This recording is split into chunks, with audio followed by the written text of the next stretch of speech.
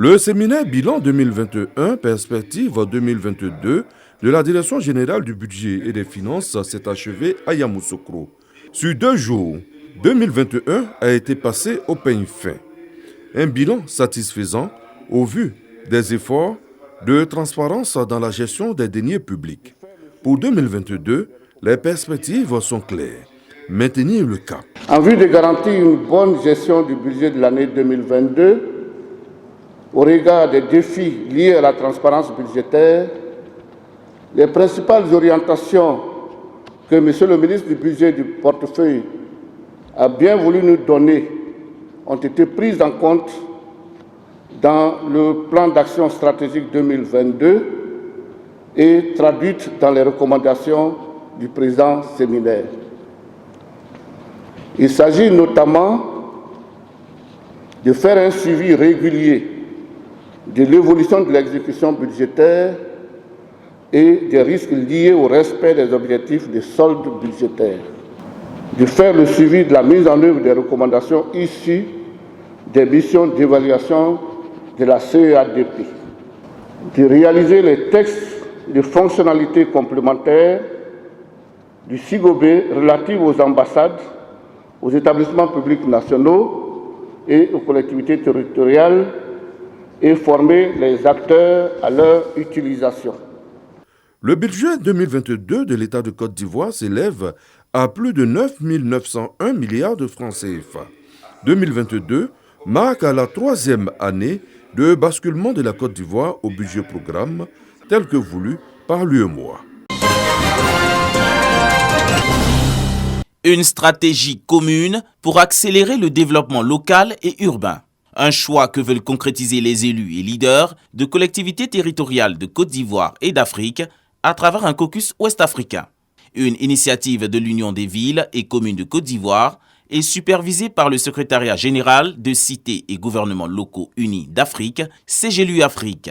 Cette étape sonne comme un avant-goût du sommet Africity 9 devant se tenir du 17 au 21 mai 2022 à Kisumu, au Kenya. Chaque région doit dire quels sont les problèmes auxquels elles sont confrontées et comment échanger autour de ces problèmes.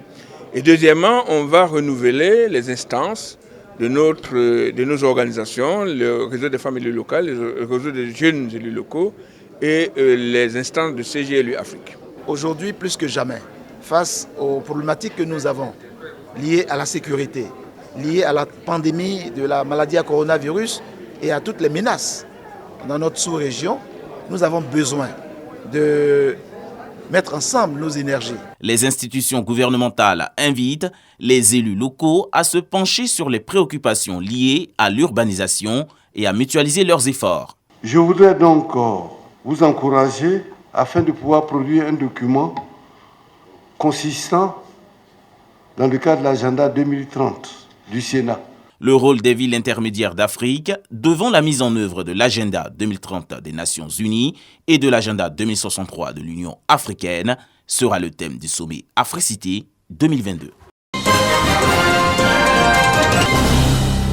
Dans le cadre de sa politique de développement, le Conseil régional du Gontougo se dote d'un schéma d'aménagement et de développement du territoire de la région. Ce travail a été confié à un groupement de cabinets qui a élaboré un diagnostic provisoire après des enquêtes sur le terrain auprès des membres du corps préfectoral, des responsables des services déconcentrés de l'État, de la société civile, des leaders communautaires et des chefs traditionnels. Un outil qui fixe le cadre de la politique de mise en œuvre des initiatives en faveur du développement harmonieux et équilibré de la région pour les 20 prochaines années. Nous avons passé donc en revue avec les différents acteurs locaux toutes les données, toutes les informations qui ont été portées dans ce rapport. Et au cours des échanges que nous avons eus, d'importantes observations ont été formulées et ces observations seront donc prises dans le cadre de l'élaboration d'un diagnostic consolidé. Ce document technique qui présente les orientations en matière d'équipement, de transport et de services d'intérêt général est l'initiative du ministre d'État Kobena Kwasi Adjoumani. Pour le président du Conseil régional du Gontougo, Ignace Kosonou, cet instrument permettra de réduire les inégalités en termes d'investissement. On a fait telle chose dans un village X, le village Y qui est à 5 km de là, dis-moi aussi je veux un centre de santé. Il faut qu'on optimise nos réalisations. Peut-être ils sont 200 habitants, quand même à 200 mètres ou à environ 1 kilomètre. C'est vrai, ils peuvent se déplacer pour aller se faire soigner dans le centre de santé d'à côté. Mais non, comme X a eu, nous Y nous devons avoir. Je pense que cet instrument-là, comme il est dans la durée, autour de 20 ans, il va nous permettre en tout cas de mieux agencer le développement de notre région. Au nom du préfet de la région du Gontougo, le préfet de Kounfao, Anatole Dion, a félicité le conseil régional pour cette initiative qui, selon lui, cadre avec la politique de décentralisation mise en œuvre par le président de la République, Alassane Ouattara. Un développement de proximité pour le bien-être des populations. Les travaux en commission ont permis aux participants de faire des observations qui seront prises en compte dans le document du diagnostic provisoire de ce plan de développement.